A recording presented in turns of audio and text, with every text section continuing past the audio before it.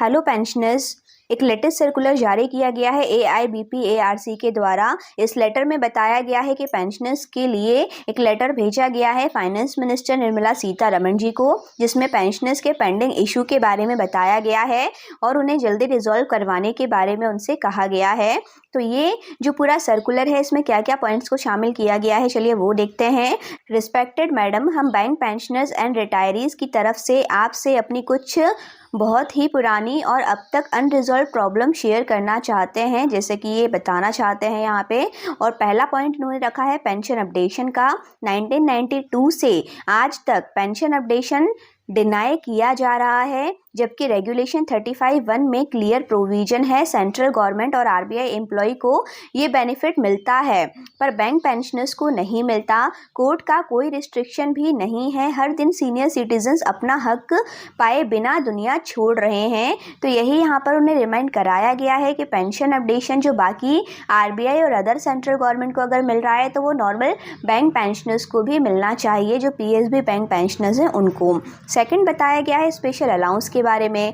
2012 के बाद से स्पेशल अलाउंस इंट्रोड्यूस हुई, जो DA अट्रैक्ट करती है, पर पेंशन एंड ग्रेच्युटी कैलकुलेशन में काउंट नहीं होती। सुप्रीम कोर्ट का क्लियर वर्डिक्ट है कि यूनिवर्सली पेड अलाउंस को बेसिक पे का हिस्सा माना जाए, पर इस पर कोई एक्शन नहीं लिया गया है। तो इससे रिलेटेड ये रिक्वेस्ट यहाँ करी गई है। थर्ड है फोरम का अभाव। एक प्रॉपर फोरम होनी चाहिए, जो कि नहीं है। IBA रिटायरीज ऑर्गेनाइजेशन के साथ फॉर्मल डायलॉग से कतराता है। अगर कंसल्टेटिव फोरम होता तो DR, payment discrimination, stagnation increment and commutation जैसे इशू इजीली सॉल्व हो सकते थे, लेकिन यहाँ कोई प्रॉपर फोरम नहीं है जिससे पेंशनर डिस्कशन करके अपनी प्रॉब्लम्स को रिजॉल्व करवा सकें। तो उससे रिलेटेड रिक्वेस्ट यहाँ की गई है।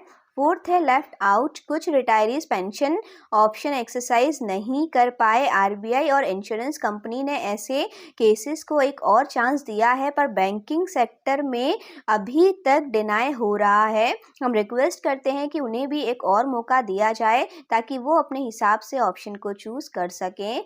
फिफ्थ है पीसफुल प्रोटेस्ट। हमने लेटर्स, मीटिंग और रिप्रेजेंटेशन सब कुछ किया है। जब कुछ नहीं हुआ तो देश के 23 शहरों में पीसफुल प्रोटेस्ट और हंगर स्ट्राइक की है, फिर भी कोई फाइनल रिजोल्यूशन नहीं आया है।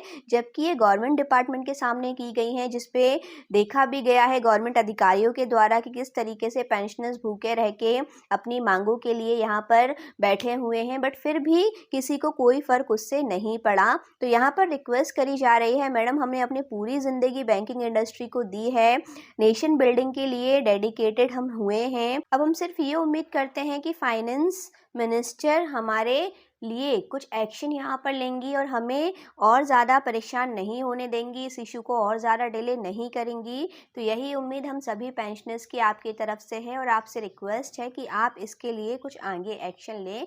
तो ये लेटर फाइनेंस मिनिस्टर को भेजा गया है। ऐसे कई लेटर हालांकि पहले भी भेजे जा चुके हैं, बट कोई फ़र्क अभी तक गवर्नमेंट को नहीं पड़ा है। क्या वो उसे पढ़ते भी हैं या नहीं पढ़ते हैं, क्योंकि कुछ चीज़ें ऐसी होती हैं जिन्हें पढ़ के तो कोई भी कहीं ना कहीं देखा जाए तो एक्शन लेने के लिए रेडी हो ही जाता है। या तो ये लेटर एक्चुअल में फाइनेंस मिनिस्टर तक पहुंच ही नहीं रहे हैं, डिपार्टमेंट में ही दबा दिए जा रहे हैं।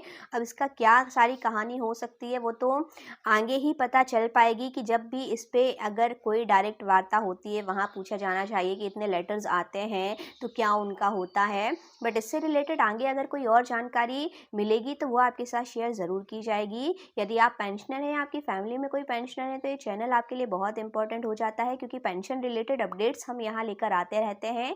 इसलिए यदि आपने चैनल को सब्सक्राइब नहीं किया है तो ज़रूर कर लीजिएगा। ऐसी सारी जानकारी आपको समय पर मिलती रहेगी।